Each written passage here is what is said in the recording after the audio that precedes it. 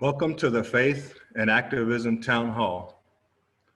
I'm Reverend Ben Sullivan, the National Coordinator for Native American Ministries of ABHMS. I'm a member of the Kiowa and Choctaw Nations and of Irish American descent. Welcome, people of all genders, those people who identify as women, men, trans, genderqueer, or others. People of African descent, Black, African American, Asian descent, Arab descent, European descent, those who identify as Hispanic and Latinx, also Native American descent, and people of mixed and multiple descents. Languages spoken here: Spanish, Filipino, Mandarin, French, English, Native American indigenous languages, sign language, and other languages. People with disabilities, visible or invisible. Gay, lesbian, bisexual, heterosexual, pansexual, queer, or others for whom none of the labels fit. People who identify as activists and people who don't. Those in their 20s, 30s, 40s, 50s, 60s, 70s, and above. Your emotions of joy and bliss, grief, rage, indignation, contentment, or disappointment. People with different faiths, religious traditions, faith practices, non-traditional practices, agnostics, atheists, seekers. Those dear to us who have passed from this life. Our elders, those here in this room, in our lives, and those who have passed away. Yes, and finally, I'd like to welcome the ancestors who lived in this land where we are now. Welcome to the Native people of over 500 tribal nations. I'd like to acknowledge them and invite their memory to this place. Dal Kiai, Dai Sopa Ampedo Hain. Dal Kiai, Pero Ki Boma Ba'a. Jesus Sa Ampedo, Dai Sopa Ahain. Hey, Baby Don't Sai. Baby Don't Sai. Baby Don't Sai Gyao. Dal Kia Pedo Ki Da. Dal Kia Pedo Ki Da O. Dal Kia I. Da Sopa Ampedo Hain. Dal Kia Tong Geto Baram. Dal Kia Tong Geto Baram. Dal Kia Tong Geto Ya O Boy Do. Aho and welcome.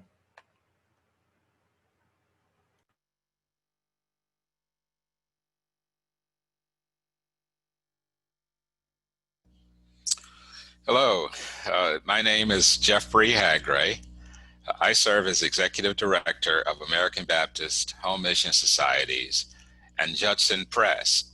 We are so pleased to sponsor today's interactive town hall on faith and activism.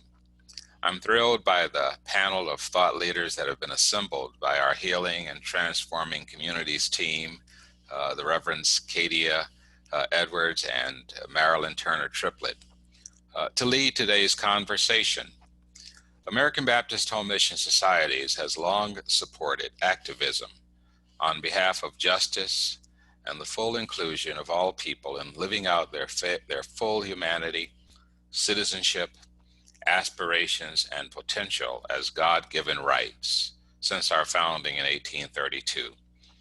When the drafters of the preamble to the Declaration of Independence wrote that all people are created equal and are endowed by the Creator with certain inalienable rights, that among these are life, liberty, and the pursuit of happiness, they were expressing a set of convictions already enshrined in the great faith traditions of the world.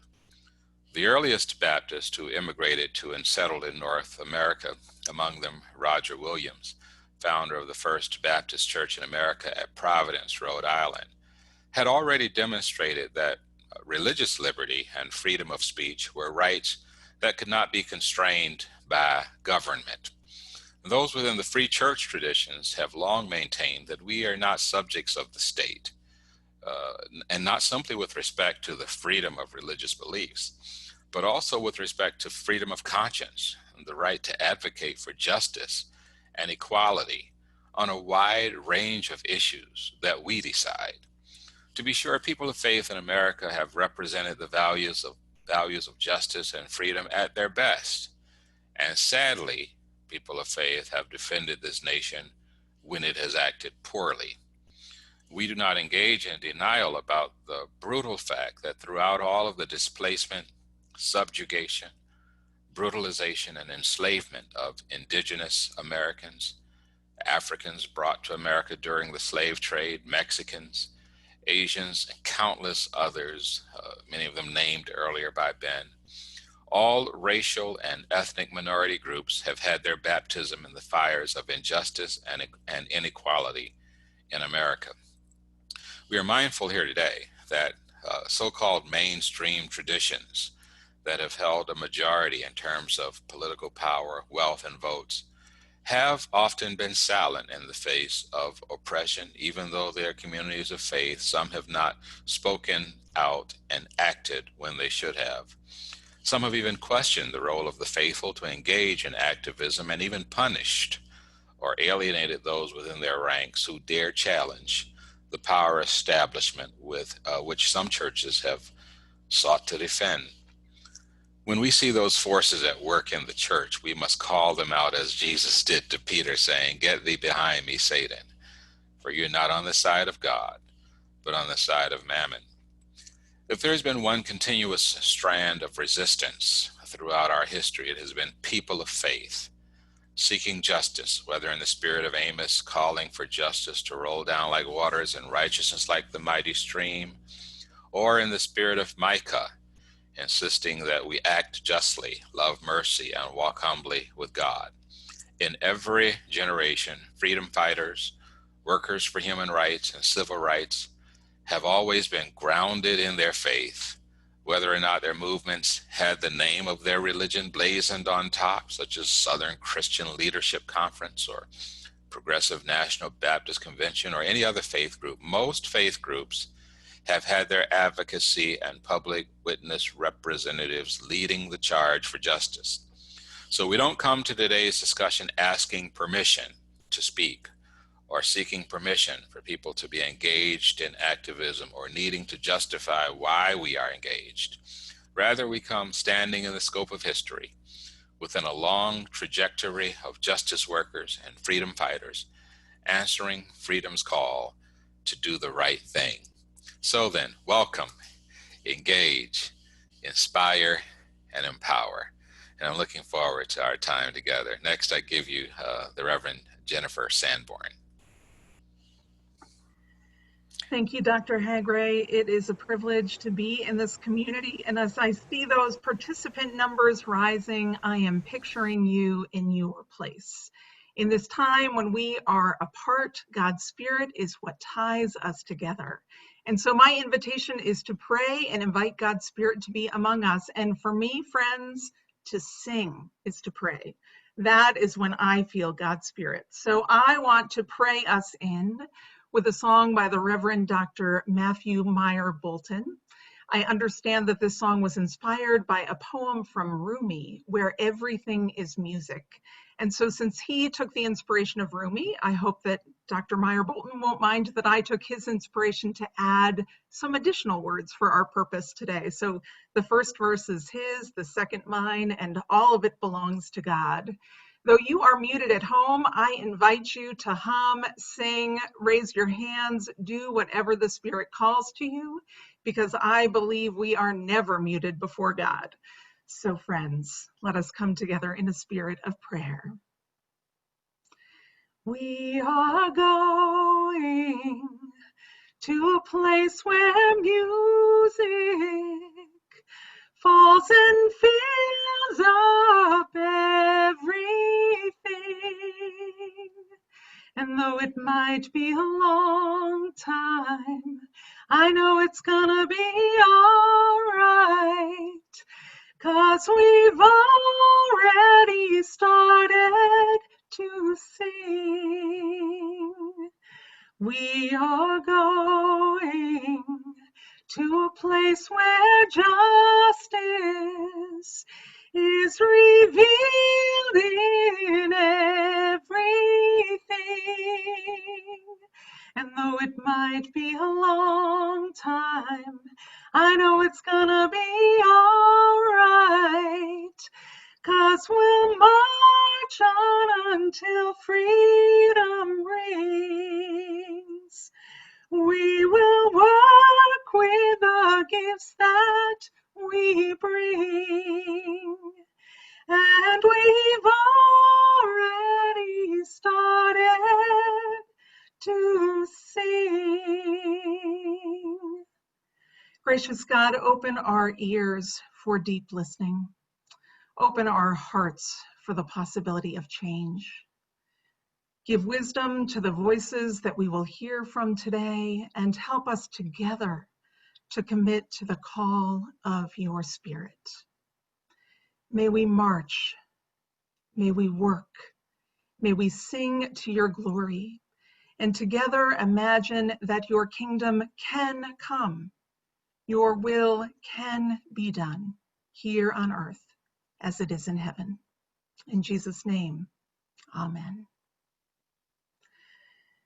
It's my privilege and honor to welcome into the conversation my colleague, Reverend Dr. Marilyn Turner Triplett. Thank you so much. I want to join my colleagues in saying thank you for your participation in the Faith and Activism Town Hall. You've heard already from our Executive Director, Dr. Jeffrey Hagray, and he's invited you to learn more about ABHMS's ongoing commitment to heeding the call of Christ to be activist. You're a significant part of how we live out that commitment, and so we really appreciate your presence with us today and all that you do every day to put your faith into action, especially in times like these.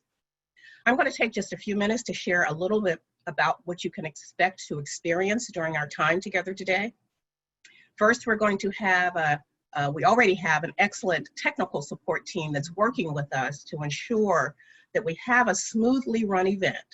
But in the unlikely event that you should encounter some technical difficulty that you can't resolve, for example, or you should get disconnected and you can't get back in, please call 610-768-2425 and or email us at itsupport@abhms.org. This information was included in the reminder that you received just about an hour before we started.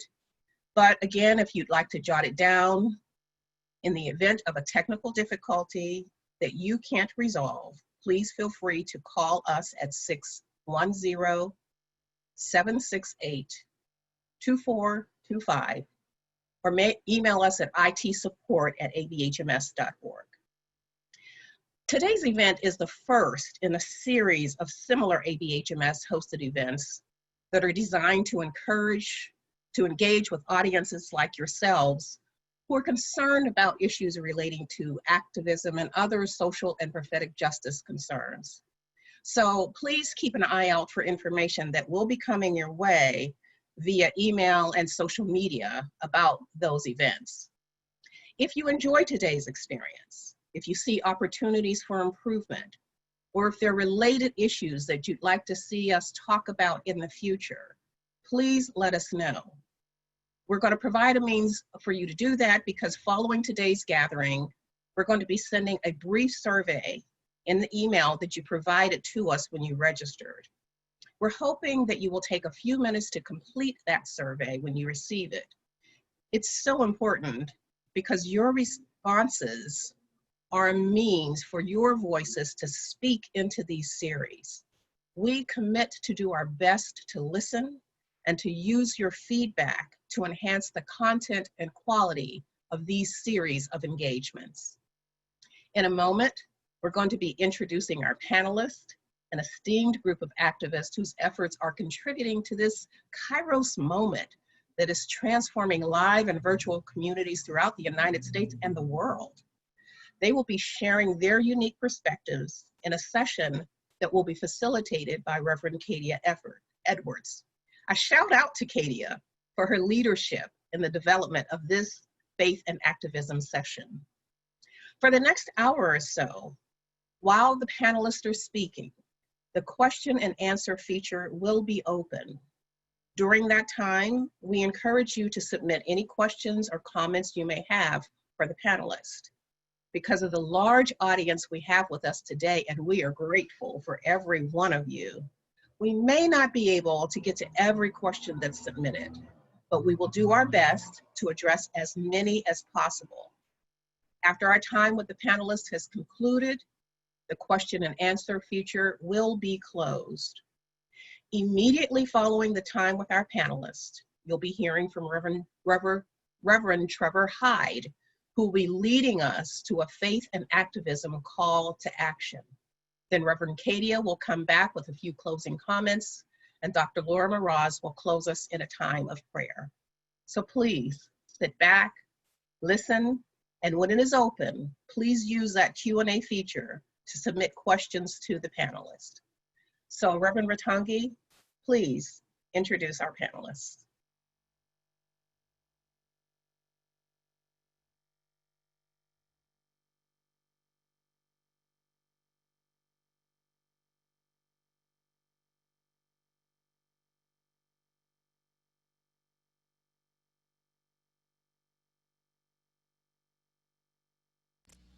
Ratangi, you're muted. I'm sorry about that. I apologize. I was saying that good afternoon, everyone, and I am very pleased to introduce to you our very fine panelists here for this afternoon. The first one is the Reverend Dr. Teresa Smallwood. Dr. Teresa Smallwood is a native of North Carolina, and she earned her bachelor's of degree from the University of North Carolina at Chapel Hill, where she majored in speech communications and Afro-American studies, followed by a Juris Doctor degree from North Carolina Central University School of Law in 1985. Answering the call to ministry, she earned a Master's of Divinity at Howard Seminary in 2017. Her PhD concentration in theology, ethics, and human sciences informs her of the multivalent and methodological approach to racial justice. She is the postdoctoral fellow and associate director of the Public Theology and Racial Justice Collaborative at Vanderbilt Divinity School. Dr. Smallwood is licensed and ordained to public ministry in the Baptist tradition and is presently an active member at the New Covenant Christian Church in Nashville, where she serves as Associate Justice Minister. Dr. Smallwood.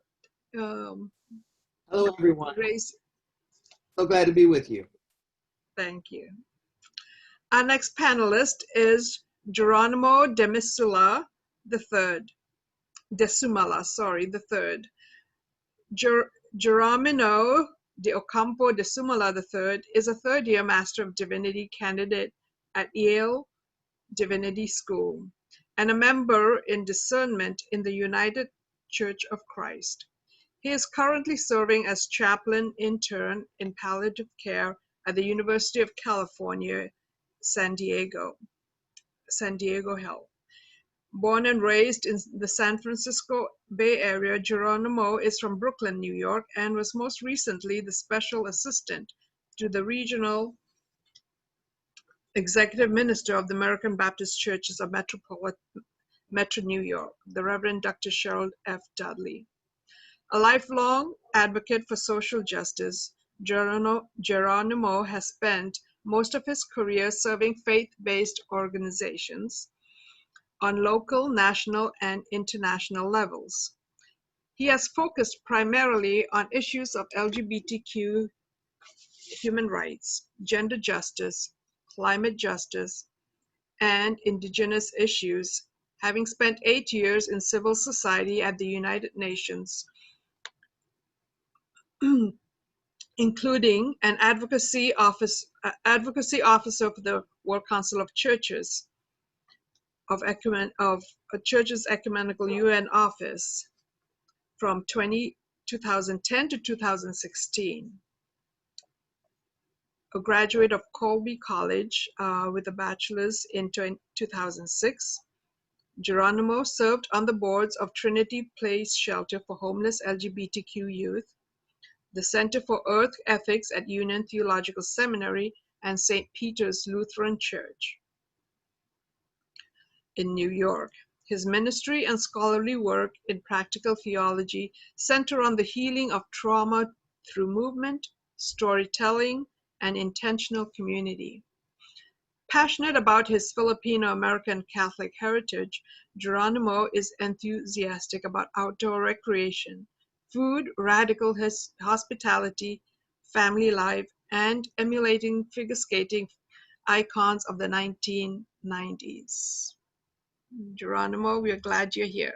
Hey everyone, pleasure to be with you all. Thank you. Our next panelist is the Reverend Greg Jarrell.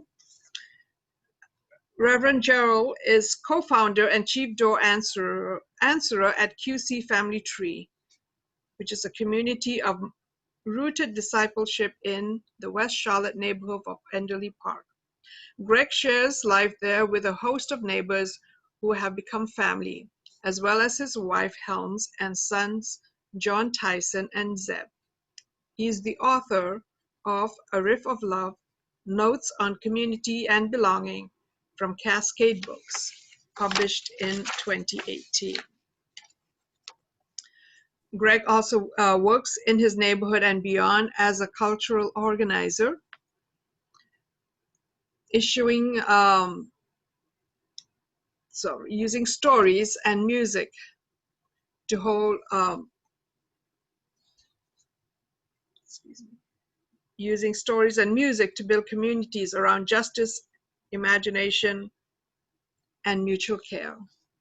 Greg can also be found around Charlotte playing the saxophone.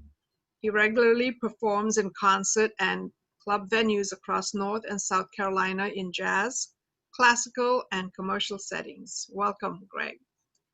Thanks, everyone. Good to be with you today. Our next panelist is the Reverend Douglas S. Aviles Bernal. Doug was brought into this world by God, prepared by God, and called by God to be a bridge between different worlds with many different cultures and languages. He is the son of missionaries, having been born in Guatemala, Central America. He is married to Ann Wigner, and they have two lovely sons. His growth in Christian faith has spanned 3 decades, several continents, many countries, and the requisite number of schools, culminating in his ordination to pastoral ministry in 2010 at Calvary Baptist Church in Norristown, Pennsylvania. Among other assignments, Aviles Bernal has led the annual conference for missionary children for the American Baptist Church's international ministries, where issues pertaining to life in diversity are lived out in different contexts by all those children. Part of the leading team for the Connect, he is also part of the leading team for the Connect Conference for Young ABC Clergy. He's a frequent speaker and workshop leader for regions and national conferences like Welcome to ABC Live. Doug is currently the executive minister of Evergreen Baptist Association of American Baptist Churches, USA. He's a popular speaker and published author, his most recent published work being Welcoming Community, Diversity That Works, by Judson Press in 2016. And also Trouble the Water, Nurturing Faith, Incorporated, 2017. His TEDx talk, Tolerance, The End of the Beginning, can be found at the TED website or its YouTube channel. Welcome, Greg. Thank you all. It's a joy to be here. And our last panelist is the Reverend Naomi Washington Leaphart. Reverend Naomi Washington Leaphart is a daughter of Detroit and currently the Director of Faith-Based and Interfaith Affairs for the City of Philadelphia. In this role, she serves as a public-facing leader, liaison, and subject matter expert for the Mayor's Office on local, national matters that impact diverse communities of faith. She also manages the Mayor's Commission on Interfaith Affairs. Naomi is also an adjunct professor of theology and religious studies at Villanova University, with joint affiliations with the University Center for Peace and Justice, Education, and African Studies program. She also directs the Villanova Gospel Choir. In 2019, Naomi received the Paul House Stressolini Award for Teaching Excellence, which recognizes an adjunct faculty member at Villanova who demonstrates commitment to the life of the mind and also to the well-being of students through teaching. That is intellectually stimulating, challenging, and accessible with efforts extending beyond the classroom. An ordained minister, she earned the Master's of Divinity degree from Lancaster Theological Seminary in 2016 and is proudly affiliated with the Fellowship of Affirming Ministries.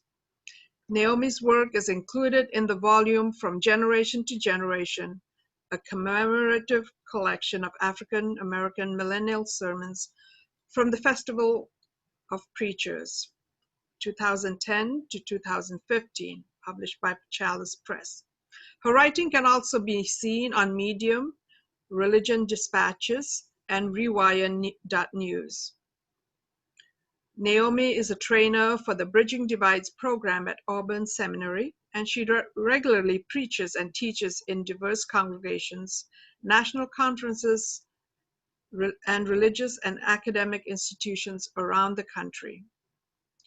In 2019, Naomi was named one of 9 LGBTQ faith leaders to watch by the Center for American Progress and was included in the Route 100, an annual list of the nation's most influential African Americans ages 25 to 45. Naomi shares her life with her wife and their curious, energetic, future Oscar-winning teenager. Naomi, we are glad to have you here today. Thank you so much. It's good to be here. Hello, everybody. Thank you. And now I would like to introduce you to our Reverend Kadia Edwards, our National Coordinator for Volunteers and Disaster Response. Thank you, Reverend Rotong. Again, my name is Reverend Kadia Edwards, and I serve as the National Coordinator for Volunteer Mobilization and Disaster Response Ministries. Today, I have the pleasure of moderating this timely and much needed discussion. To the panelists, I would like to express my sincere gratitude for your willingness to share with us today, and we look forward to listening and learning from you. Before I get started with the first question, I would like to remind the attendees that at this time, the Q&A is officially open, so please feel free to send your questions. Teresa, I would like to start with you for the first question. How do you engage in faith and activism? And how would you encourage more people to show up in allyship and activism? Well, thank you, Kadia. I will have to say that faith and activism are inextricably bound to one another. And I'm very, very clear that the justice of God is actually the mandate of believers. I've devoted my life to advocacy for those who are oppressed. And in most instances, I was advocating for myself, my family, my friends, my neighbors. But in recent times, the need for what I call co-conspirators from among this sort of privileged class that we have in America seems to me to be inevitable in terms of our capacity to work together, to experience what is a modicum of equity within our diversity as a nation. And so it shows up for me, both conceptually and literally, in the work we do daily. I work at Vanderbilt. I'm in the Public Theology and Racial Justice Collaborative. That is activism and faith at work. And what it really means is that we are less capable of seeing ourselves doing busy work and much more invoked to exercising faith as though it is a muscle. So when we allow our muscles to just sit and don't do anything, they become atrophied. But when we exercise them, when we step out on faith, believing that the wrongs that racialized minorities, for instance, are experiencing, or children who are being taken at the border, those exercises, the movement that we make by our faith, believing that a God of justice requires that of us, since every one of the major and minor prophets amplify the need for justice over and above our worship, that becomes for me the compelling way in which I engage. And all of my allies, all of my co-conspirators are people who think like I do. And let me just invite to the conversation the Reverend Greg Jarrell. Thanks, Teresa, Dr. Smallwood.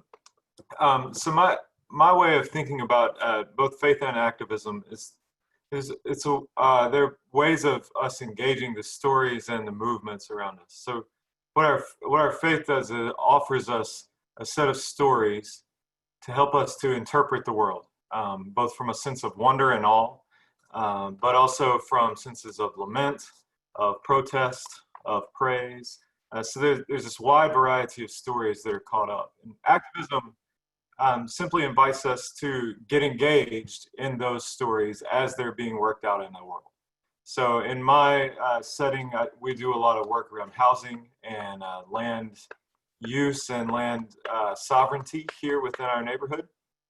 And so to invite the ancient stories of our faith to interact with the stories of activism here and the ways that those stories combine with one another, to us, that's very fertile ground that we can work from. As we are engaged in around this language of allyship or becoming an accomplice, I think often of a story that James Baldwin told in The Fire Next Time, where Baldwin and his some friends are sitting at the bar in O'Hare Airport and are refused service in what is plain to them to be a racist incident.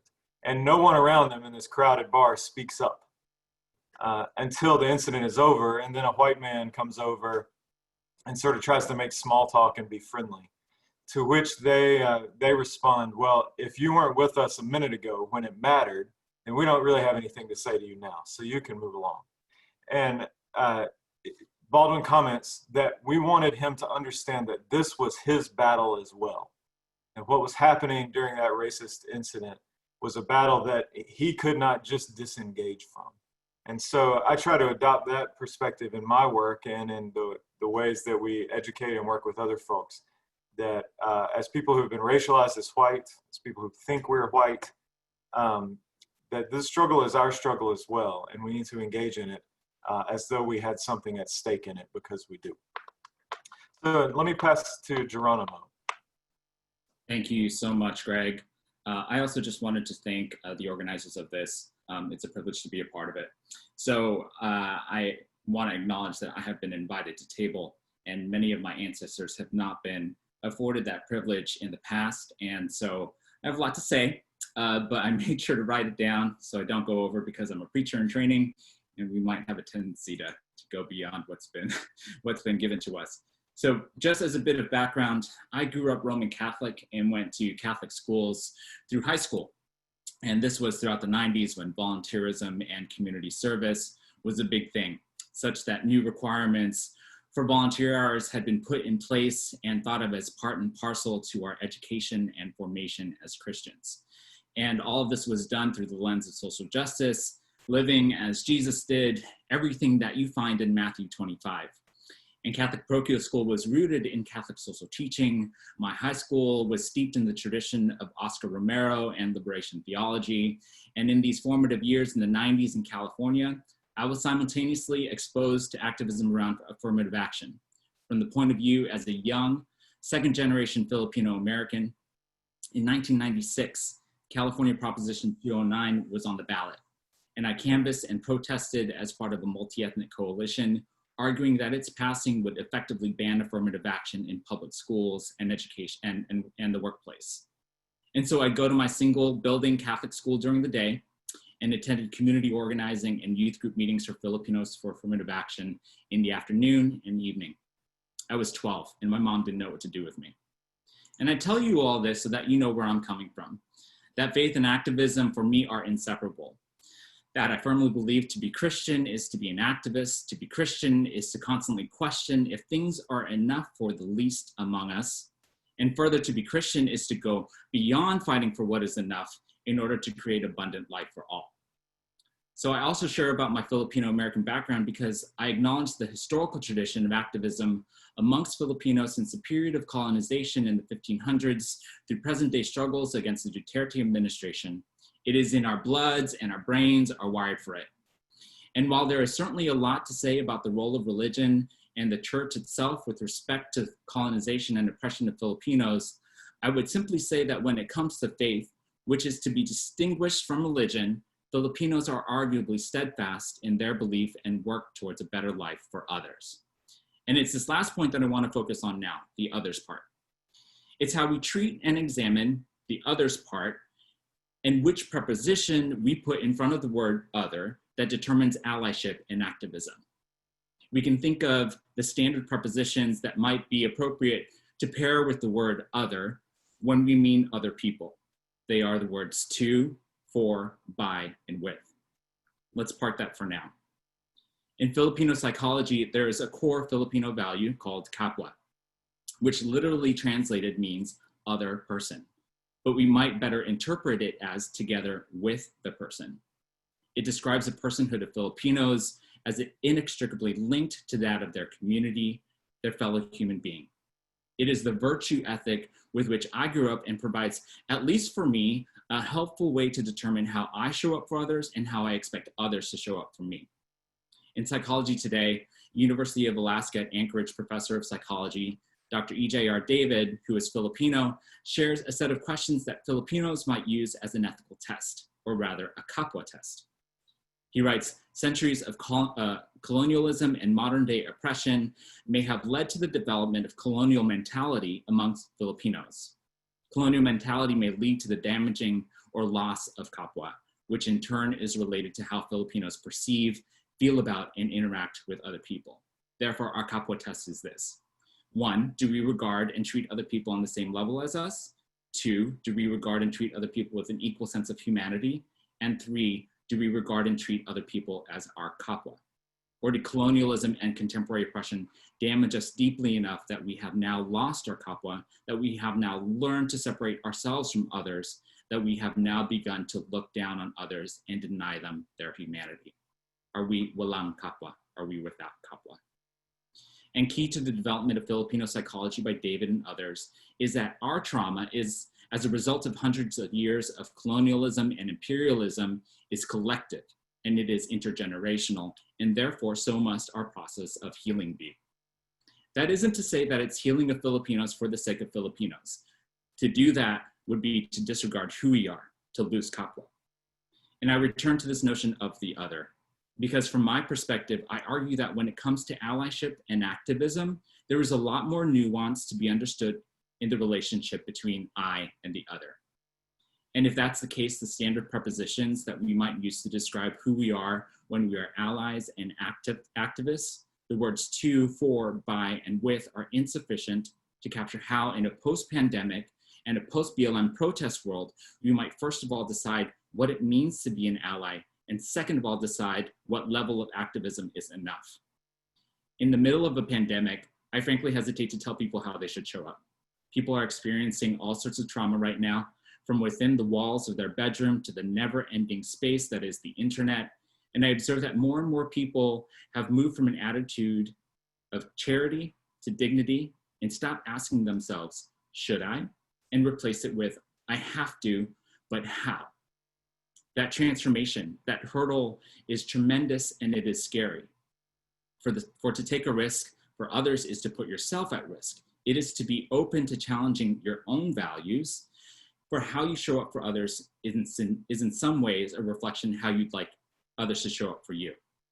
There is no inconsequential, clear separation when it comes to the person and the other. And I'll speak more on this later, but the question of what is enough now is important to consider. And when it comes to allyship and activism is what I consider enough for me, enough for others.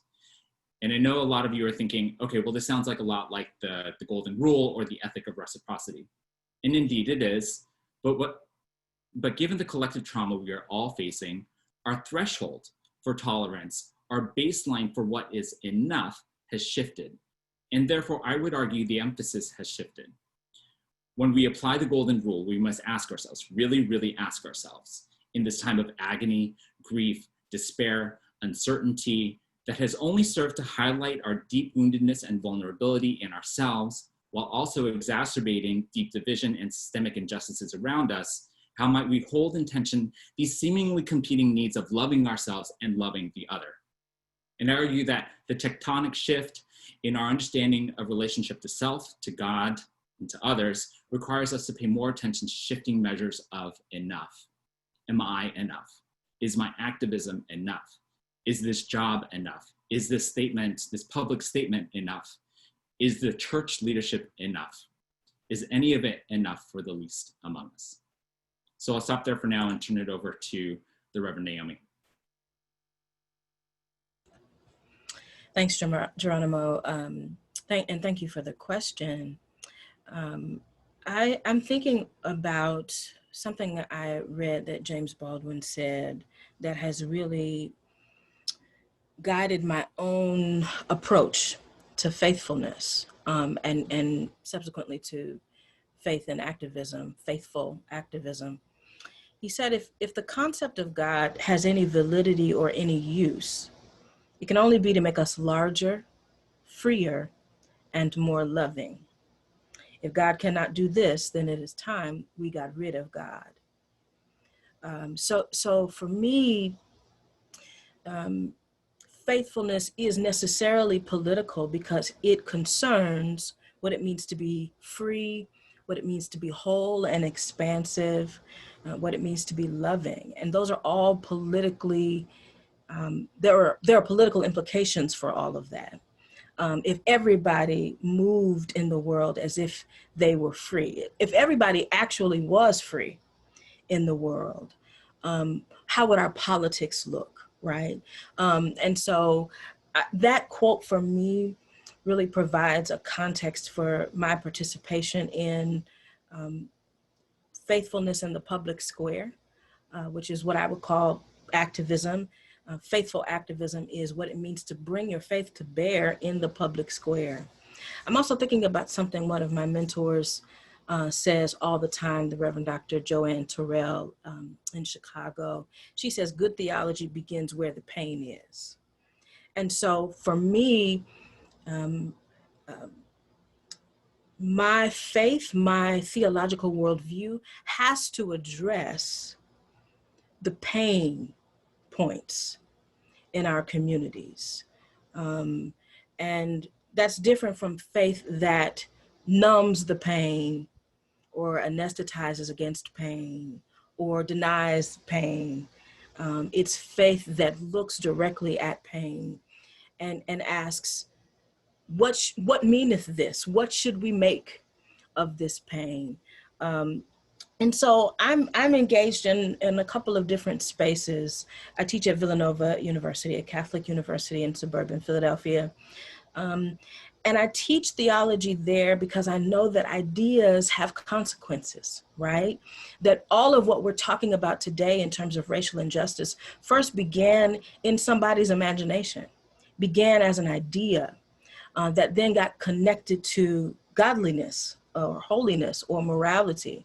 And so I want to be in the classroom wrestling with the ideas that will ultimately have political and ethical and social consequences. And so that to me is a form of activism. It's intellectual activism.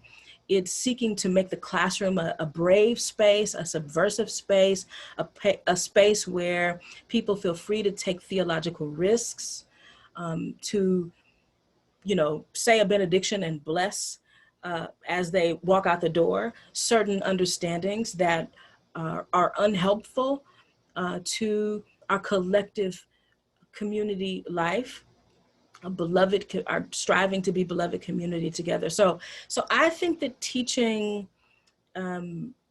is a form of political education, and I am honored to be able to do that semester in and semester out at Villanova. I'm also engaged in preaching whenever I am honored with a request to preach. I think that prophetic life, prophetic faith has to be a habit and not a hobby.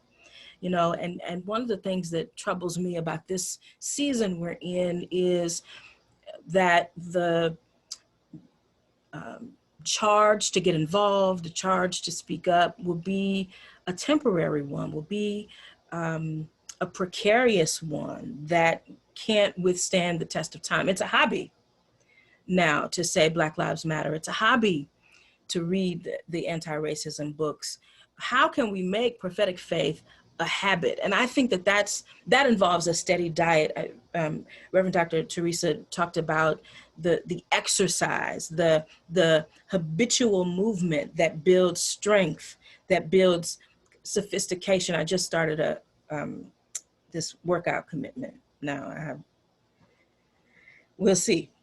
But I just started this workout commitment, and what I'm learning is that it really is about training my body to be comfortable with and actually crave the habit of exercise.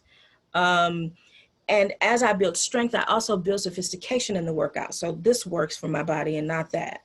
Let me tweak this in this kind of way. That's the kind of sophistication we need and the endurance we need around prophetic activism. And so preaching helps me to do that by offering my own theological reflection in service to our collective diet of prophetic engagement with our sacred text. And then, I've worked and still work as an organizer. And that is about, to me, building power, acknowledging that power already exists, right? So it's not about conferring power, but it's about taking the power that we have, marshaling it to agitate and activate. So some things need to be stirred up. Some things need to be agitated.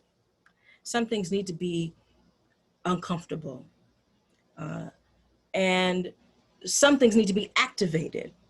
Yeah, the collective imagination and vision of people.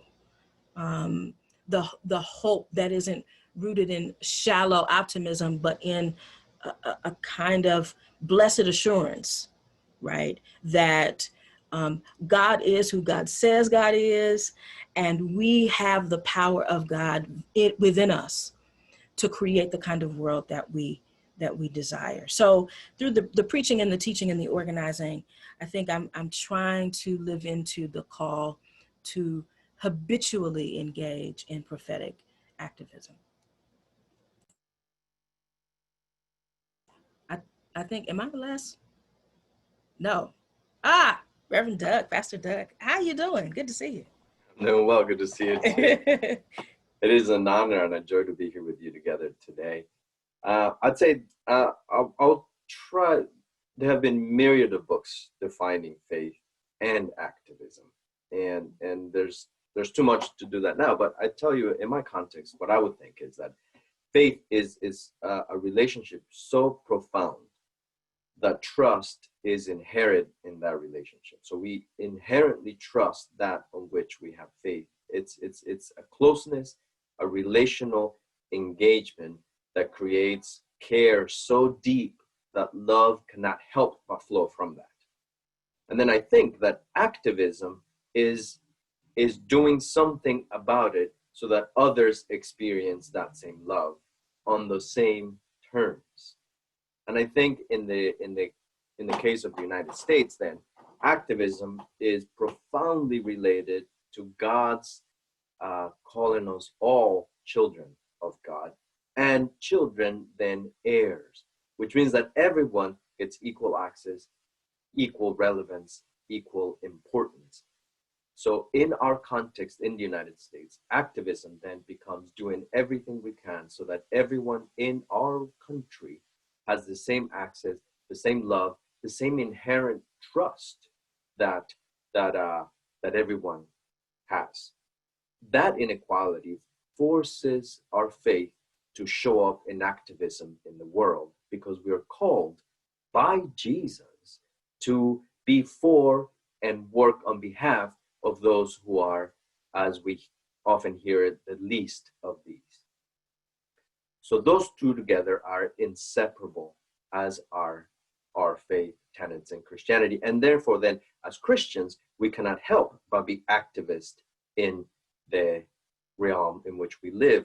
We are called to do something about unfairness, something about injustice, something about the things we see in the world that we know are not right, but too often societal conventions or acculturation keep us from saying anything. I love that Baldwin story about the airport, because we all live through that. If we are in the privileged class of society, we have seen people being treated unfairly just because of the accident of birth and appearance. How often do we get to do something? I think societal convention keeps us from doing that. So faith in activism is doing something about it at the moment. And I'm very happy to say that it is a joy and an honor as a Christian to find ways to be activist in the world, to be a solidarity activist, to walk alongside people, to risk with them, to be with whomever needs to be supported in such a real way that we are in danger of suffering their same consequences. And that's the difficulty for many of us, right? We want to be activists from afar. We want to support things as long as they don't endanger me. We want to be there with them as long as it's comfortable and not too inconvenient. And Christ calls us to the opposite. And so does Scripture. I mean, the reason Jonah didn't want to go was not because he didn't like missions, he didn't like ministry. The reason he didn't want to go was because he was called to serve and be on behalf of the oppressors. And he just couldn't take that. So an important part of activism then is supporting both sides, supporting those who are being oppressed, and then supporting the oppressors so much and loving them so profoundly that not only they start believing they are loved, they might even start questioning their oppression of others. And I think I'll be coming to the end of this by saying that faith in activism also must include the transformative power of love for the oppressor. In that sense, what I mean is that we are, as Americans, we're children of the Enlightenment, and we are profoundly rooted in the Hobbesian understanding of a power engagement. So every time we engage with someone, there's a power struggle, and we're all seeking to leave that engagement with more power than the other. And that is so rooted in our relationships with each other that we don't even know we're doing it. Christ and faith can free us from that struggle for power. Christ tells us that not only is there enough for everybody, there's more than everybody could have. And if you would just live your life that way, you will discover how much there actually is for everyone. So faith and activism is essential for life as a Christian. Faith and activism is unavoidable for life as a Christian in the United States. And I believe that conversations like this one and the actions that result from it could help us be transforming agents wherever we are. So faith and activism should lead you to change the world, regardless of how small or how big that world is. I will have a lot more to say, but I think I'll leave it there. And do we have, I think, Trevor? Is that right? No, I'm actually going to jump back in with another question for you all, but thank you so much. I appreciate your wisdom and appreciate hearing from each of you. With this next question, I would like to start with Geronimo, and the question is 3 parts. So if you can give me a moment just to kind of read all of the questions before you get started. So Geronimo, there's been a lot of attention paid to how younger generations are engaging or not in church. Is there a parallel process in activism? And how do we see up and coming leaders engage in historic movements for change? And then lastly, are they entering in, leading differently, or shaping their own new movements? Thanks, Katia. You gave me a lot to chew on. And just as I did before, I prepared something. So I'd like to say at the outset that it's a tough gig to be a seminarian right now. And I mean, it's a tough gig to be any human being. I think the only beings on this planet that are having a great time are cats and dogs. But this particular situation that my colleagues are in is informing my remarks for this question. I won't go into too many details about the struggles of doing seminary remotely in the middle of a global pandemic, but suffice it to say, I have had many conversations with my colleagues and other young people in ministry about what our task is now, acutely as scholars, activists, and frankly, people who are simply looking for possible avenues to and modes of survival. In other words, how to make a living, how to care for ourselves so that we can be in better position to care for other people. And so this is our reality. My friends and I are constantly asking one another on our weekly check-ins, are we surviving or are we thriving? And our strategy is mostly to survive, to be honest, so that we can thrive later. And meanwhile, I don't pretend to speak on behalf of all young people or all seminarians or young people in ministry, but I hope in this short time together, I can offer some thoughts as someone who has worked in the church at the global, national, and local levels, particularly for long-standing institutions with long storied histories of legacies of change, especially faith-based ones. As a young activist, social justice advocate, and ecumenist, and nonprofit manager in a dying church, I see the writing on the wall. I get asked about once or twice a week, what do you think the church is going to look like after all this is said and done? And I honestly have no idea. But I think generally we're in a time of reckoning, and I don't think the church as an institution, let me repeat, the church as an institution has admitted to itself specifically that it is not well equipped for the challenges laid before us now and the challenges laid ahead.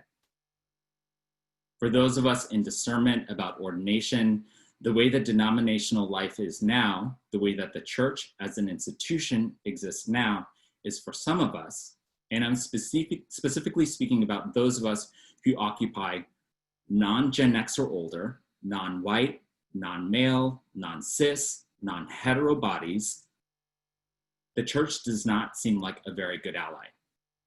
The virtue signaling of many progressive or wannabe progressive churches by messages of welcome, rendering of liberal street cred from the 60s until now, without evidence of transitional justice that honestly speaks to a reckoning of the church's past that is colonial and racist, and frankly, the church's present, which is racist as well.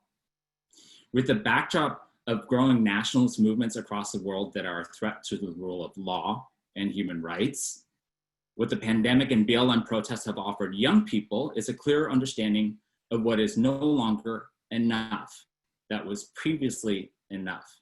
Us prayerful folks may lament sometimes, how long, O Lord? And for some of us, waiting on the Lord means remembering that Christ's death and resurrection was a dismantling of time and space, that the kingdom of God is to be here on earth as it is in heaven. In other words, here and now.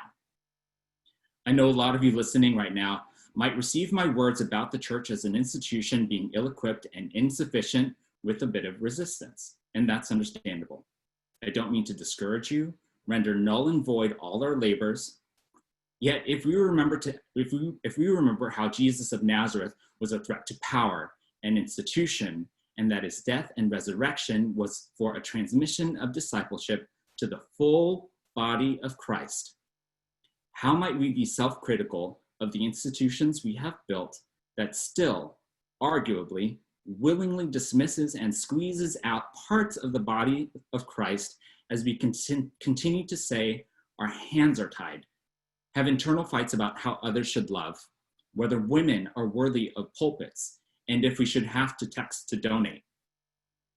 To be frank, I'm always a bit reticent to engage in dialogues about the present and the future of the church when there aren't enough young people present, when the youth are not at table. I'm 36, and my classmates who are entering seminary as I'm on my way out are practically another generation. They think differently. And yet the dialogue that has been constructed renders those of us who are younger as the other. The church, as an institution, does a very good job at siloing youth, tokenizing youth, and subconsciously only viewing leadership within the church as older. Leadership does not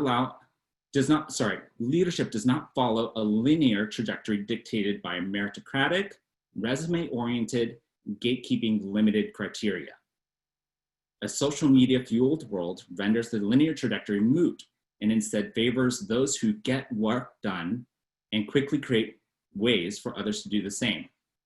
They are the AOCs, the survivors of Marjorie Stoneman Douglas High School in Parkland, Florida, the thinkers and writers on Medium, the graphic design artists and meme creators for Instagram.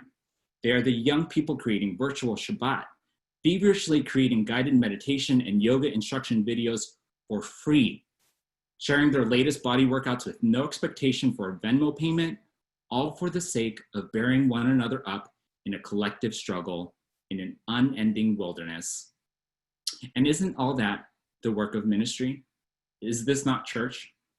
Are these not leaders? They have already come up. They're not up and coming. As someone who has helped to triage the church in this pandemic, helping things go virtual, I want to leave you with this. The church tends to subsume new things that weren't already part of its history and tradition. This goes for technology, outreach programs, and frankly, even other people.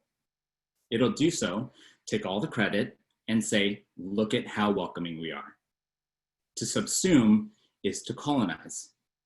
And while it will declare its allyship, resting on the laurels of its successful post-World War II campaign to rebuild and public witness during the civil rights era, its allyship is not an award won for keeps.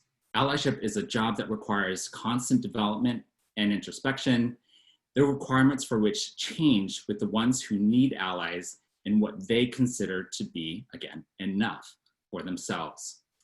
And right now, for many of us, the church seemed like enough before, but that may not be so now. So I urge you to resist the urge to subsume without understanding that the theological underpinnings of the church as an institution must be re-examined, and chiefly ecclesiology. Ask yourself if the subsuming is out of fear and under threat of extinction, and therefore lacking in authenticity and without a meaning and justice-producing reckoning of the church's past and present. I will invite Dr. Smallwood to share. Thank you, Geronimo. You have invoked a number of really important contexts for our thinking about the attention that's been given to younger generations. And the question about the attention to younger generations regarding the church, and then the question of whether there is a parallel process going on in the activism world, sort of begs the question around this idea of faith and activism. And so I start my comments off with this question: what exactly is the church? Geronimo helped us by sort of framing his comments around the church as an institution. But the reality is, we are the church. And though we have seen historically and otherwise the sort of consummation of institutionalized worship and institutionalized ways of being in faith, that is not the church. Certainly we've had synagogues and we had temples before Jesus came to say, I am establishing my church. So what I really want to just leave as an important point is the fact that the church universal is evolving. God placed in the prophetic the notion that these communions we come up with, these institutions we form, is not God's church. But it is the capacity for us as individuals to offer ourselves as the temple of God. Now, I recognize that my understanding of this is tethered to my own tradition, but tradition is just that. So I say to you, as it relates to the church, that most definitely there is a parallelism in activism, because the church in its evolutionary process must always be activist. It was activist in the time of Jesus. It is activist now. The whole idea of subversive behavior that Reverend Leopard raised is about how it is that we form out of the thing that has been formed something new. The evolutionary process requires of us that we do what Angela Davis has codified so well, as she makes the statement through the name of her compilation of speeches. Freedom is a constant struggle. And while we understand in my tradition about the liberties that come through faith, the human reality, the human materiality of that is that we constantly are dealing with this idea of belonging and othering and belonging. And until we come to some understanding of the consummate possibility that everyone belongs, that there is no other, that our intersubjectivity requires of us to embody a spirit that appreciates all.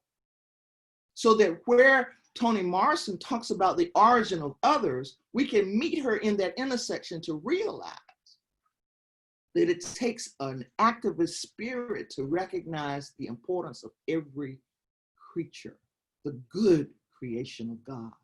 So absolutely, when we think about history, every movement in any historical substance was initiated by young people. Reverend Dr. Martin Luther King Jr. was a young person when he entered into the movement. Diane Nash and John Lewis were all young people when they conducted the silent march in Nashville, Tennessee. It was the Children's Crusade in downtown Birmingham, Alabama on May 2nd of 1963 that ignited the nation, awakening the consciousness of those who were struck and stuck in ambivalence to the horrors of Jim Crow segregation, the horrors of brutality by police. So that church is not a building. Church is not an institution. Our bodies are the temple of the Spirit of God, and church is found wherever we see people, young, old, rich, poor, motivated by their sense of moral outrage to gather and to effectuate change. So when an officer puts his knee on the neck of a Black man and presses it so hard that the very breath of life leaves his body, that becomes an opportunity for church to rise up and move to the streets through a faith that is activated by a sense of that moral indignation and make change happen. That is the church. So how do we see up and coming leaders engaging these historical moments, even for this moment now? May I remind us all that from a text and a hashtag, young leaders have emboldened the movement for Black lives globally. And I see young people literally taking the cause of activism to social media platforms, mobile phone platforms, video, podcasts, blog posts, op-eds, and every kind of media outlet known to humankind. And they can instigate large gatherings with a text. The response to George Floyd's death is one of the latest examples of how their effectiveness is making a difference in how the issues that we must confront can be confronted. I don't know about you, but never before have we seen governments, municipalities, systems, and conventions change so abruptly, or at least admit they need to change so abruptly as when we saw the mobilization from that protest. And in my lifetime, I can point to a more effective strategic process for change than what we have seen in real time, most recently, where governmental systems, political communions, and average everyday people are seriously considering what does it mean to defund the police. It's amazing to me, and it is most convincing that there is an indicia of proof that faith and activism work and that young people are working in it. Well, you ask this question, are they entering in, leading differently, or shaping their own new movements? And I say, yes, they're doing all of the above. They are building upon the foundation which was set by their ancestors, and yet every generation must set its own agenda to combat the specific issues that they face and lead effectively for their moment and shape their agenda to the contours of their epoch in history. So again, I say, as Angela Davis says so eloquently, freedom is a constant struggle, and it is a thing of faith. And let me just invite to the conversation Reverend Naomi. Thank you, Reverend Dr. Smallwood. So, I want to agree and echo what has been said about what happened when the church became an institution, what happened when following Christ became Christianity Incorporated. I think the church has become an instrument of the state. The church has become an arbiter of morality, a kind of rigid pietistic morality. And I think many far left revolutionaries are okay with calling the thing a thing, saying that the church institution has been part and parcel of the problem, whether as gatekeeping, a gatekeeping mechanism for faith as an exercise of political oppression.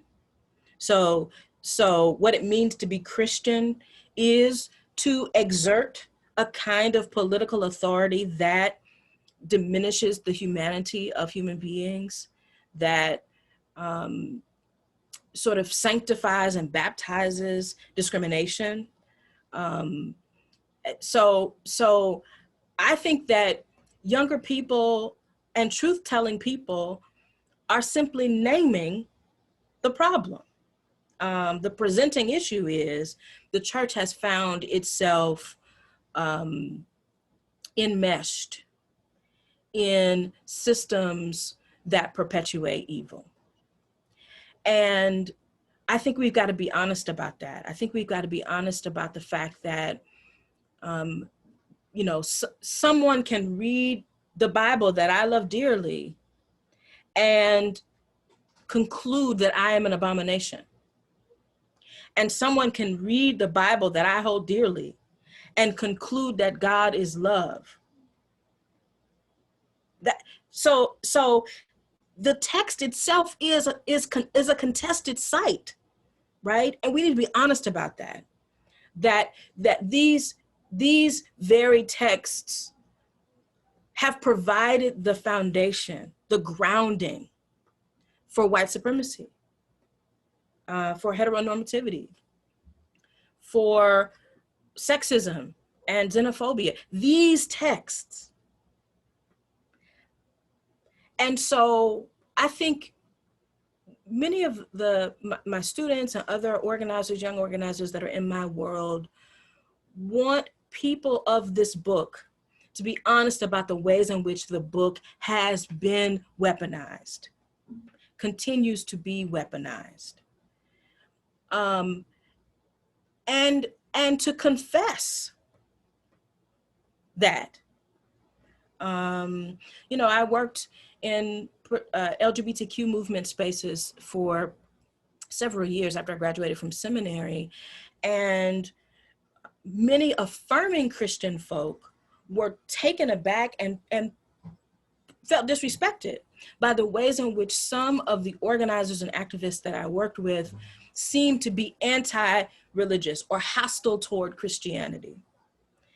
And I had to say, some people ran for their lives from Christian churches.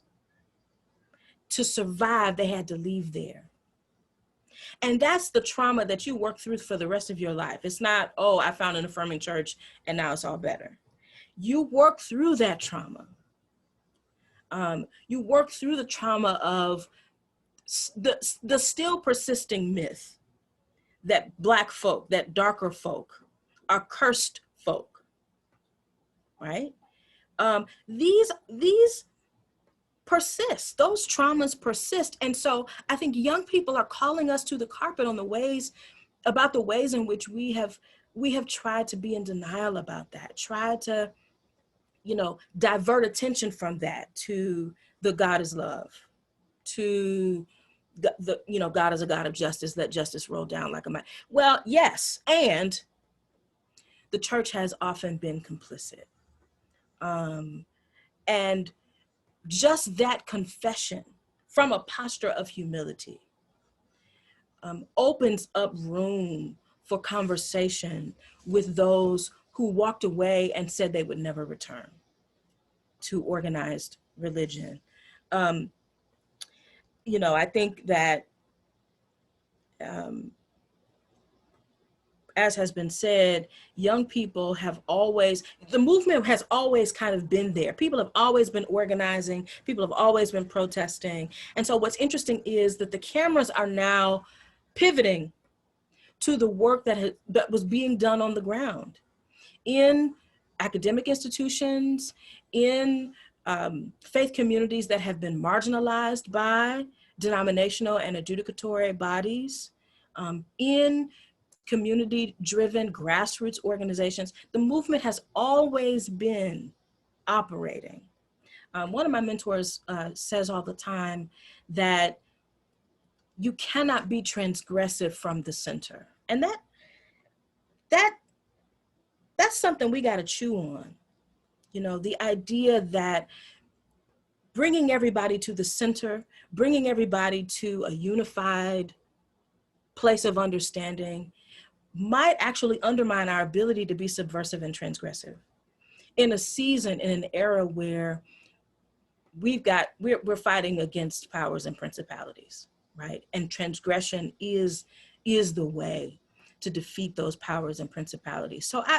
So again, the church, I think for many people has represented the center, a place where transgressors go to be alienated or to be silenced or to be told to wait or slow down, or let's take gradual steps, or get this ordination first, or pastor for 10 years first, or pay your dues first, and then we can. I mean, that's what I was told.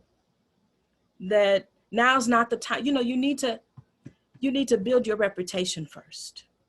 You need to pay your dues first. And you know, I think with youth there is an impatience and an impulsivity, right? The pain is acute now, so why would I wait till later, right? Black trans women are being slaughtered now, so we can't afford to wait until later, right?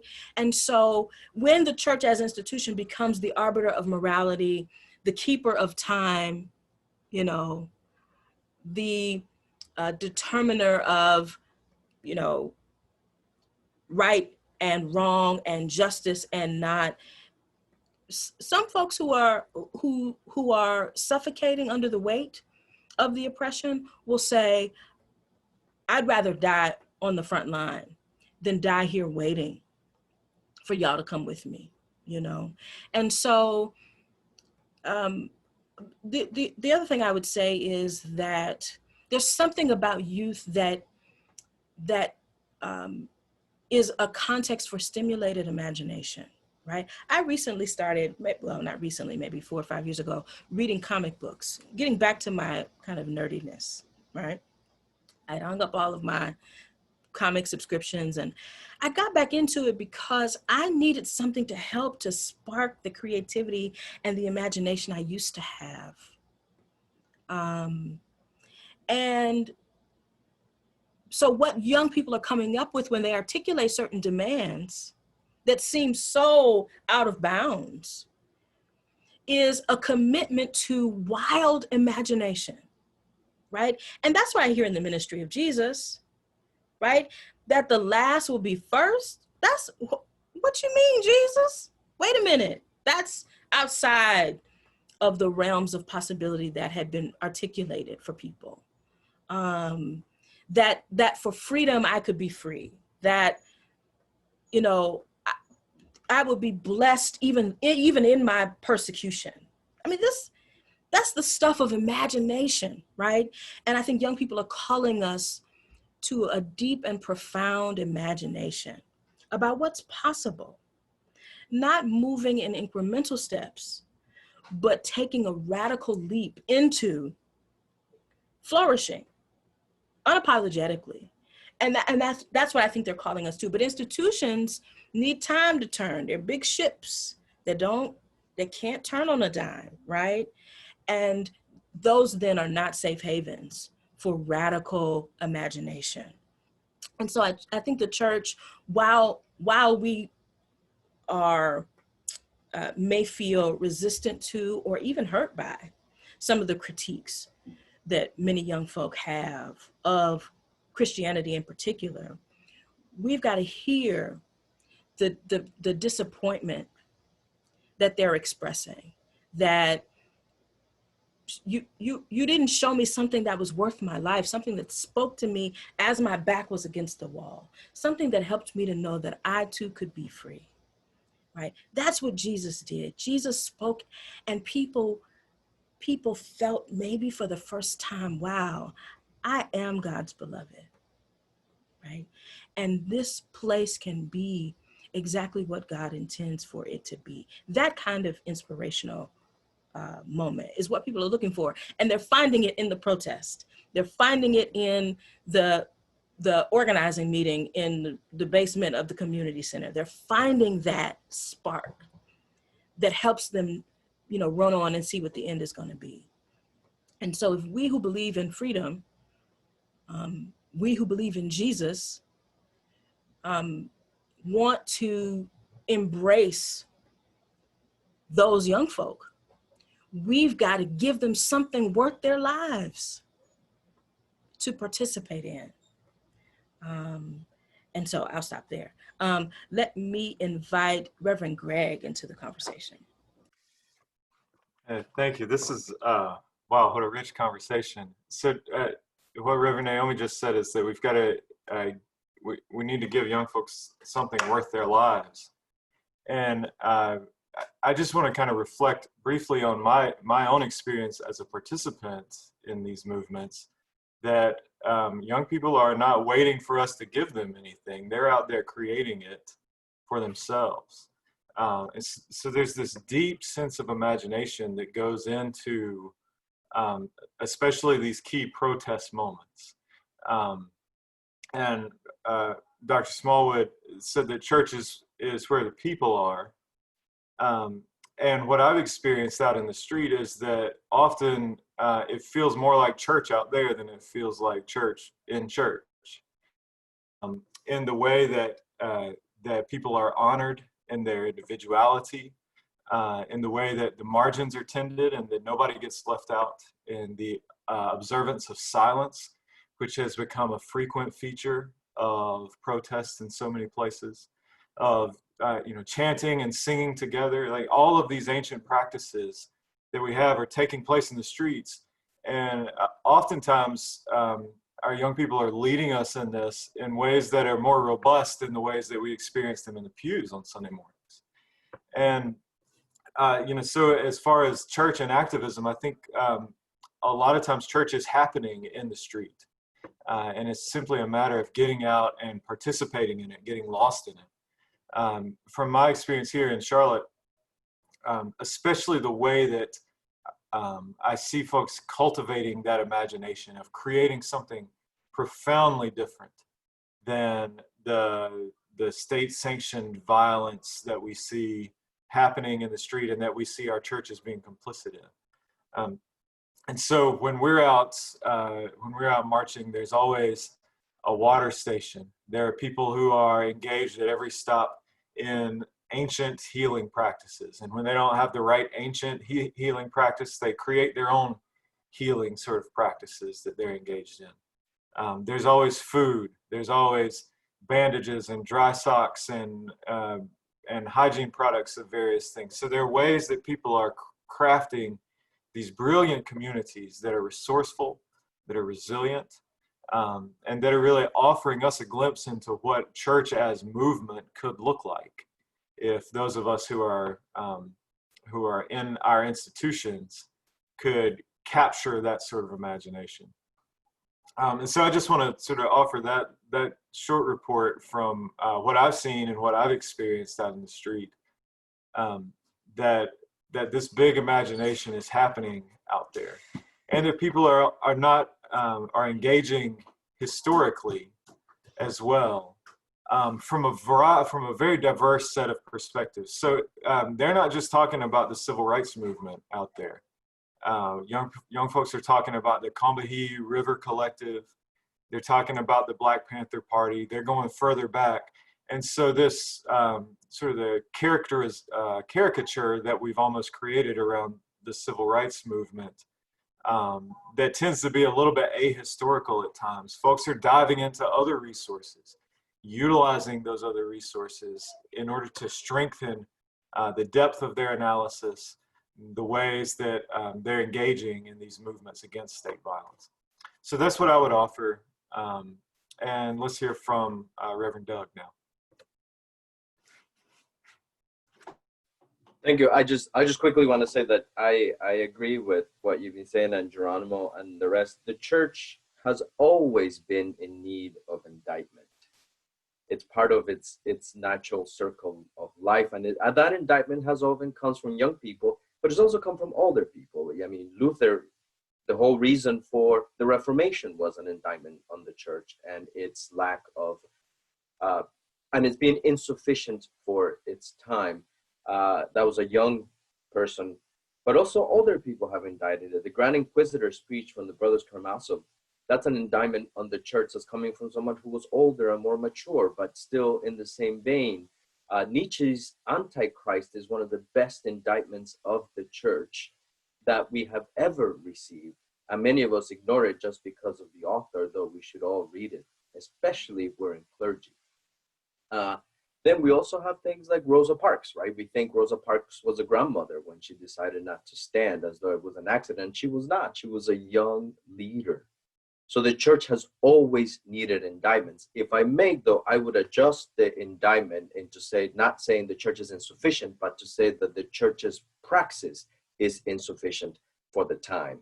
And that's a significant difference, because the church has always struggle between its purpose of facilitating, worshiping, and communing with God and each other, and its understanding of enforcing culture and morality, which I think that's its human component. We humans want to enforce, one of the problems with age is that we arrive at a time where we think, I got this, I know what's right, and now I'm going to enforce it because I have the power. And that's the worst possible way to live church, right? Because the church is always a constant discovery, a new life, a new encounter. And most importantly, the church must always be about following God, not me. And that's where I think we have the problem. So I think to the question, the church has always been accustomed to, in the United States, has always been accustomed to enforcing itself on youth. The idea is we will assimilate you into becoming what church is because we know what that is, and you ought to learn, be quiet, and learn. And that's why the youth is gone, because the church no longer has the societal power to keep that enforcement. Thank God. So the reason that this goes, so now we have to recapture this passion that comes with youth, that is so broad, and as Reverend Naomi said, this wild imagination that will lead us to where God wants us to go. We have to find a way to recapture, because you see, the youth, they're not against institutions. They're not even against monopolies, right? They support Insta. And if there is ever a monopoly, that is Facebook, right? So the youth are not against supporting institutions or even monopolies. But the problem really is that we're not capturing the passion and we're not freeing people. The church is trying to encapsulate youth into this category where we tell them, you're the future, so sit there for a while until I can't do anything, and then maybe you'll get a chance. Whereas these other outlets offer a path for passion to be expressed and shared, and that's where the church ought to be. The church, the institution, is supposed to facilitate passion, faith, carrying out of justice into the world instead of build, channel, and repress. And that is, I think, the core of the problem. I live in the institution. My position is in the institution. And I understand that we often confuse a tool with the thing. The institution is a tool for the church, not the other way around. We ought to be able to facilitate youth access to building things. And I think I'll get to this close, because, for example, when we go the other way, it's also just as bad. I was at the CHOP Freedom Zone in Seattle at the community meetings, where we're trying to figure out what the demands were going to be and how we were going to bring about change for justice for the world. And the biggest problem we had was that nobody wanted anyone to speak for them. Everybody, we spent half an hour of the beginning of the meeting with everybody saying, no one will speak for me because I'm an individual, I need to be heard. And that took back from us, because then there was no power, because all we had was a bunch of individuals wanting to be individuals.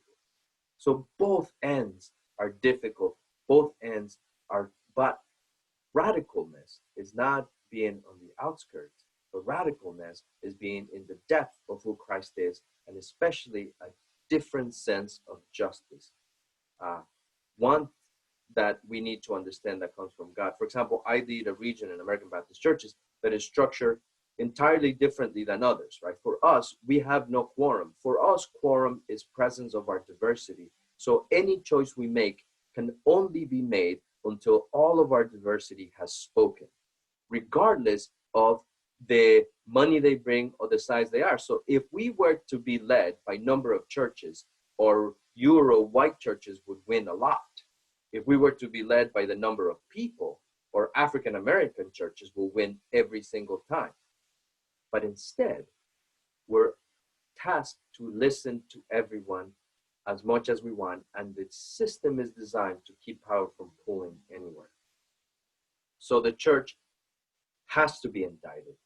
Our response now has been, you're doing it wrong, don't make so much trouble. Whereas our response should be, how can we help you in the trouble you're making so that justice flows to everyone.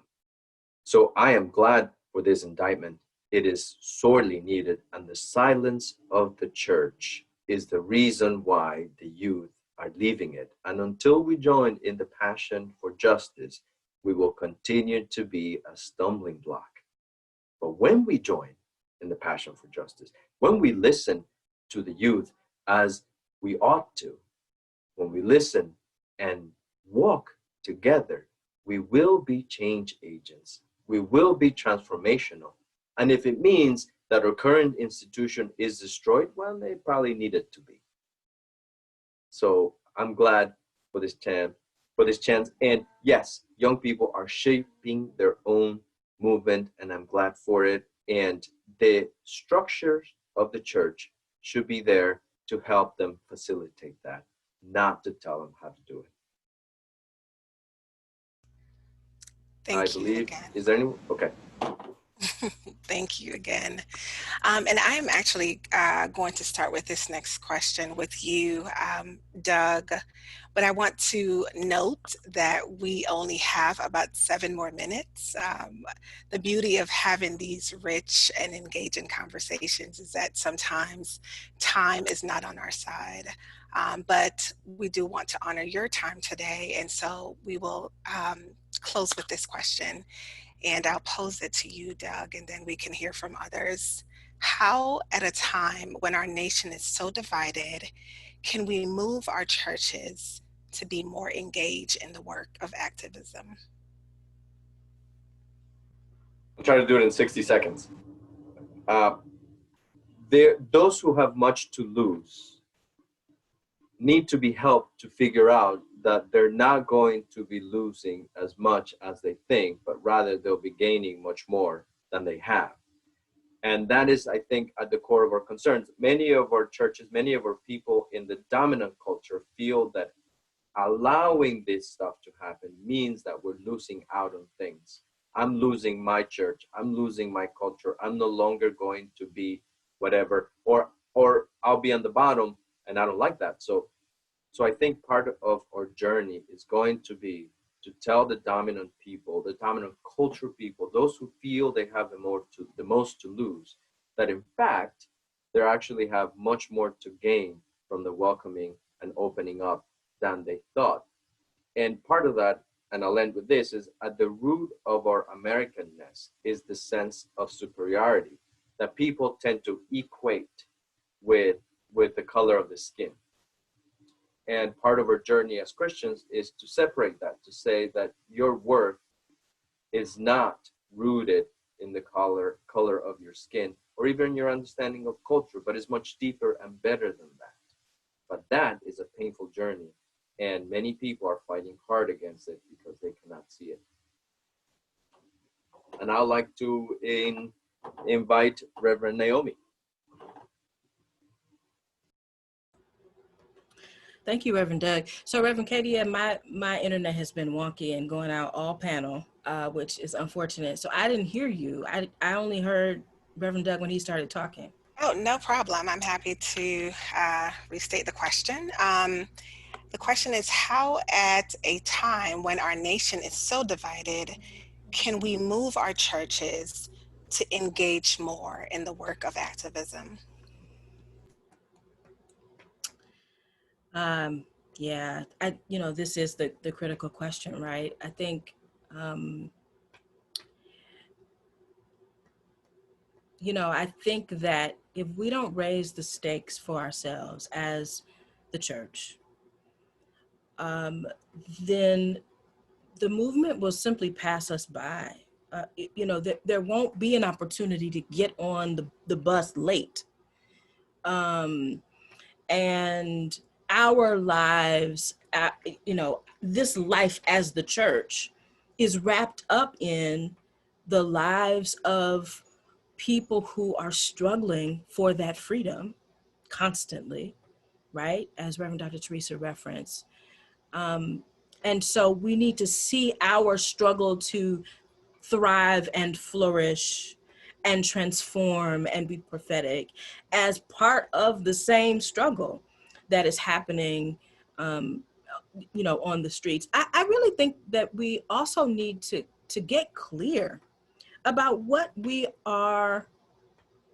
value and what we believe and what we, you know, I think that there's some ambiguity, right? So the rhetorics are love, justice, struggle, solidarity, right? But does our action match the rhetoric? And I think that there's been this, I'm going to just call it a seesaw kind of commitment made. You know, there's 2020 and all that it has been, right? And I just don't want the pendulum to swing back. And so in 2021, once we've got a vaccine and once, you know, perhaps they will arrest the folks who killed Breonna Taylor, and then, you know, justice rolled down like water. And we will go back to a kind of anesthetized worshiping community, a community that, you know, has withstood the storm and now is hunkering down to protect ourselves from the next storm, right? This is the cycle of human existence, right? And so I think we need to get clear that we are always an activist church. This congregation is always going to be engaged in activism. That needs to be clear. And I so appreciate what you said, Reverend Doug, about sort of counting the cost and recognizing that we gain our lives by losing it. That it feels like we're losing something, our tether to the status quo or our commitment to a certain kind of security and a certain kind of position and proximity to kind of power. But we are actually gaining our souls. We're gaining our lives. And, you know, we'd be foolish to say that there are no costs to count. So that's the other thing about getting clear. There will be a cost. There is a price of the ticket, as James Baldwin said, right? We got to be clear about that. And once a church can get clear about that, about counting the cost and saying, we're going to go anyway, then I think a church will be much more engaged in the habit of resistance and not just the hobby of resistance. I'm going to go ahead and go to Reverend Dr. Teresa. Thank you so much. And I just echo everything you said, Reverend Naomi. But I would like to say, and I saw the frustration of one of the people in the Q&A saying, you say we are the church, but what does that really, really mean? So when I try and frame this idea of the church being inside you, I mean that from the perspective that until the people in the pews get a view and a vision of what it is that God's justice is all about, the church as you know it, the church so-called universal, the church as an institution will continue to function in these very dynamic ideological wars about what the Bible really means. And as a number of people are biblical literalists, they will continue to be divided around race, divided around gender, divided around all of the things that ideologies do to us. But I am convinced that when the people in the pews capture that vision fair, when the people in the pews come to understand the subversive actions, the very politics of Jesus the Christ, when the people in the pews come to understand the difference between the letter of the law and the spirit of the law, activism will happen. And the people in the pews will move the church out of the building and into the streets.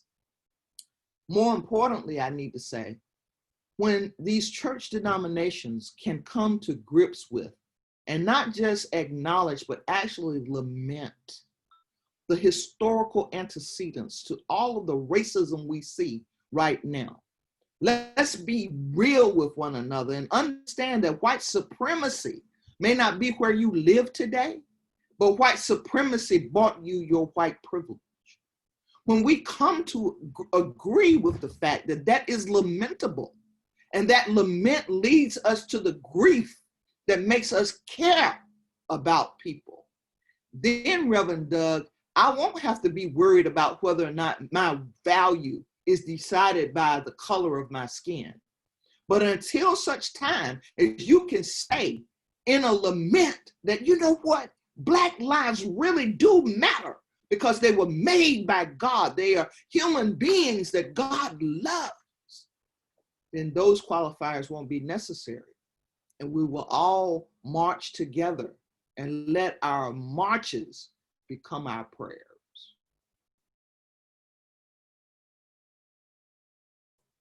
I will call upon Reverend Doug. I think I just went, so maybe. Reverend Gerald. All right, yeah, thank you. I would just add to what's been said, and Reverend Naomi sort of used a little bit of this language as well, that what some people call division, others might call clarification. We're in a moment where we're getting clear on what's at stake, and particularly for white people like me who live with a history that we cannot understand and that we cannot be freed from until we understand it, as James Baldwin, who we've appealed to multiple times, has said. Until we get clear on what the sides are, then making an informed moral choice is going to be a challenge. So I would just submit that we live in a time of clarification, and you can choose which side you're going to be on, whether it's going to be the side of God's justice or whether it's going to be what looks like the rising tide of fascism in this country. And so with that, Geronimo. I just wanted to share that I think Jesus' activism was the one that originated on the margins, right? And it always started from the margins. It was never about going from the center to the margins, and never about the margins coming into the center. That our work as Christians always originates there. And so our work as church, with respect to engaging in activist movements, I think kind of bears the question of, is the church going to the margins, or is the church originating from the margins? And I'll just leave it from that. And with that, we'll end the question and answer portion of our panel. And at this time, I will invite Pastor Trevor Hyde to bring us our call to action. Thank you, and thank you to all of the panelists. As a young child, I was always a dreamer. I would often sit with my mother and articulate in vivid details my hopes and desires for my future. I would tell my mother what I wanted to be and everything that I desired to have. My mother would patiently listen to my thoughts, and at the end of my musings, she would simply say, "Baby, don't just dream about it, build it. Don't just see the future, do all that you can do to make the future a reality." Now, as an adult, I stand staring out of the window of my faith at the current landscape of life, and I'm gripped by the reality of what the view reveals. Gripped by the view of political division, gripped by the fading screams of "I Can't Breathe" by George Floyd, gripped by international protest that dares to declare "I am human, let me live." Gripped by a pandemic so brutal that it takes our loved ones and forces us to mourn via a computer screen. I'm gripped by the economic exploitation of the poor and the helpless, the medical apartheid that still exists in our modern context. I'm gripped by the reality of systemic racism so masterfully weaved into the illusion of social progress. I'm gripped by these views, but these views from the window of my faith has made me realize that one cannot claim to be Christian while seeing the realities of our day and not say within themselves, "I must dream again." I must endeavor to engage in a realized eschatology that seeks to pull heaven toward earth, that seeks to close the gap between what is and what should be, to fulfill the words of Christ where he says, "Thy kingdom come, thy will be done on earth as it is in heaven." As I stand at the window of my faith, realizing that I must dream again, I hear the words of my mother echoing in my spirit saying, "Baby, don't just dream about it, build it." But don't just wait, begin building it now. The world has shifted drastically and quickly in a matter of months. We now have time, we now have to learn to dream and build concurrently. As pastors and clergymen and women, we have to be both preacher and prophet, to be a prayer warrior and a freedom fighter, to be both counselor and activist. Jesus was all of the above. When I reflect on my mother's words, a woman of great faith, I can also hear the resounding words of the New Testament writer James that says, "What does it profit, my brethren, if someone says he or she has faith but does not have work? Can faith save him? If a brother or sister is naked or destitute of daily food, and one of you says to them, 'Depart in peace, be warmed and be filled,' but you do not give them the things which are needed for the body, what does it profit? Thus also faith by itself, if it does not have works, is dead." Let me rephrase verse 14 of the second chapter of James. What does it profit, my sister and my brother? Someone says they have faith, but they have no activism. Can faith alone save them? This New Testament writer suggests that with all of the dreams within us and all of the faith that fuels us as we stand at the window and view the landscape of life's reality, that without works, our faith and our dreams are all dead. With over 781,000 deaths worldwide from coronavirus alone, 171,000 of those deaths being here in the US, there's too much death around us to let that which is in us die as well. We are called to be both life and light bearers, to close the gap between heaven and earth as we portray images of heaven and God's love for all of creation, not only through what we believe, but also through what we do. So today I call upon you to act out of your faith and get yourself into some good trouble. I call you to build out your faith like Noah, who after being warned about what was not seen in reverence, built an ark to deliver his family. I call upon you to act out of your faith like Abraham, who when he was called obeyed and went out to a place he was going to as an inheritance, he wasn't even sure where he was going. I call you to build out of your faith like Moses, who built an alternative community in the midst of a desert according to God's law. I call you to act out of your faith like Mary, who by faith believed the word of God's angels, but by works gave her body to be used by God for the ultimate salvation of humanity. Build out of your faith like Harriet Tubman, who put her life on the line to build the Underground Railroad, to lead men and women to freedom.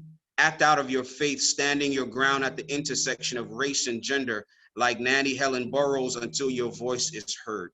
Act out of your faith like Juliet Hampton Morgan, who understood her privilege as a white woman, but still spoke out against racial injustice, even though it caused her window to be broken and crosses to be burned on her front house.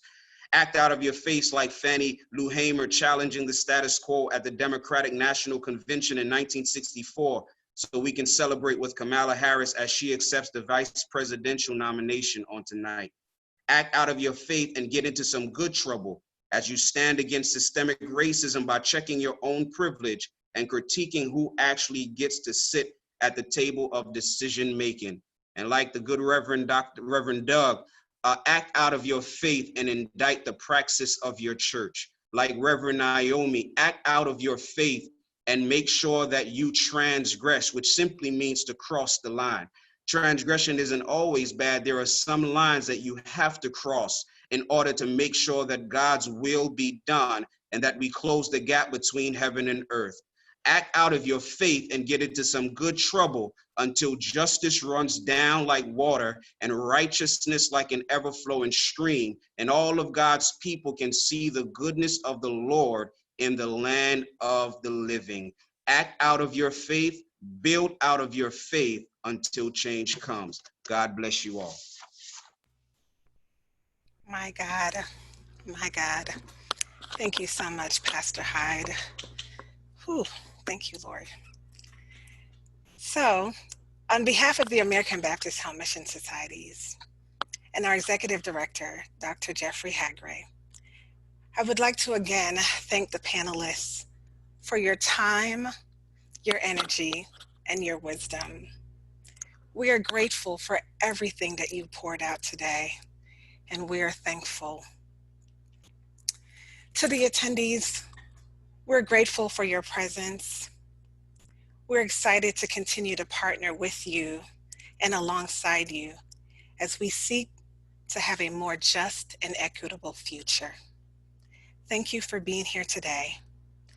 I know that several folks have asked a question about recordings, and I want to let you know to be on the lookout for a survey that will be in your inbox on Friday. Please fill the survey out at your earliest convenience and indicate that you would like to receive a copy of the recording, and we'll get that to you as soon as possible. And until we meet again, go in peace. At this time, I invite Dr. Laura Meraz to close us in prayer. Thank you, Reverend Kadia. Please join me in these words of prayer. God, we are deeply grateful for this time together. You have spoken to us through your faithful leaders. You have challenged us, called us to continue to follow you and work to change. We have been and are called to act. Creator of all people, guide us, grant us the wisdom, give us the courage, provide us the grace so we may truly embrace justice for all. Each day, may we be activated to recognize the beauty and fitness of all whom you have created as this beloved community, for we are all made in your image. Give us the gift of humility and generosity of spirit to recognize in all people the faith of our Savior, Jesus the Christ, and to practice his commandment to truly love one another toward the end of bringing justice for all, for the sake of the kingdom. Create in us a new mind and heart that we will enable us to see our sisters and brothers in the faces of those divided by the social construct of racial categories. Give us the grace and the strength to rid ourselves of stereotypes that oppress some while providing entitlements for others. For this Kairos moment, we ask for a double portion of your wisdom to discern. Creator God, you are the source of human dignity, and it is in your image that we've been created. Give us love and respect for all. Give us the compassion and the understanding so we would value and appreciate the unique strengths and qualities we each possess. While genetically humans share 99.9% of DNA in common, give us vision to perceive, embrace, celebrate the differences that we possess. May we be ever ready and open to receive the gifts and resources that we each bring from our respective cultures and experiences. In our efforts to dismantle racism and bigotry, we understand that our struggle is not only against flesh and blood, but against powers and principalities, systems of oppression are individual, institutional, economic, political, education, and societal, and their effects on people have a long, deep history within our American culture. These systems keep oppression in its many forms alive and perpetuate the lie that some of us in the human family are inferior and less worthy. Yet it is Jesus who has called us to transformation, and we cannot be transgressive from the center. Injustice anywhere, in the church, institutions, or the public square, is a direct threat to justice everywhere. So merciful, compassionate, and loving God, grant that we may always promote and work for justice. For we are one world, one community, one people, one family. Gracious and most merciful God, who loves and delights in all people, we stand before you in awe of you, for it is you who have granted life to each one. You've created humanity to explode with infinite possibilities and diversities. Shine your light upon these differences so we may see the beauty and thrive in this richness. As disciples of the Lord Jesus Christ, we follow your example. Jesus is an immigrant, and Jesus is a refugee. Jesus is an activist, and Jesus is an ally. Jesus reached across the ethnic boundaries, offering healing for the sick and freedom for the captives. Yet still our communities continue to be under attack. We must work to break down those barriers. We must fight for change, to fight the realities of racism and bigotry in our land. We must stand with and stand up for our neighbors, for together we must fight for justice. Let's be clear and let's fall on the right side of God and on the side of freedom and justice for all. Faith in action calls for peace and justice. Faith in action calls for justice. We must gather up all conspirators, allies, activists, to not just pray for peace and justice, but to be emboldened to act. Move us to faithful activism within our churches, our communities, our nation. God of justice and love, grant us the courage of our convictions to step out in faith, to speak and stand for truth and justice above all else. Give us a mind capable of embracing radical and transformative imagination. Grant us the courage and the strength necessary to get into good and necessary trouble for the sake of justice. Let us perceive and passionately engage with God's vision and reimagination that is clear for many, most often among our youth and young people outside of the institutional church boundaries. Open our hearts and our ears and our eyes and our minds to see the multiple opportunities before us each day to be free, to seek justice, love mercy, and walk humbly with you, O Lord. Together we are going to a place where justice is revealed in everything. We will work until freedom rings for all people. Together we will work with each gift that each one brings. We must continue, brothers and sisters, to commit to the work for justice with assurance of God's love and grace. God, we ask that you would empower us to show up and engage today and every day. God, make us larger, make us more loving. This we pray in the blessed and loving name of our Lord and Savior, Jesus the Christ. Amen.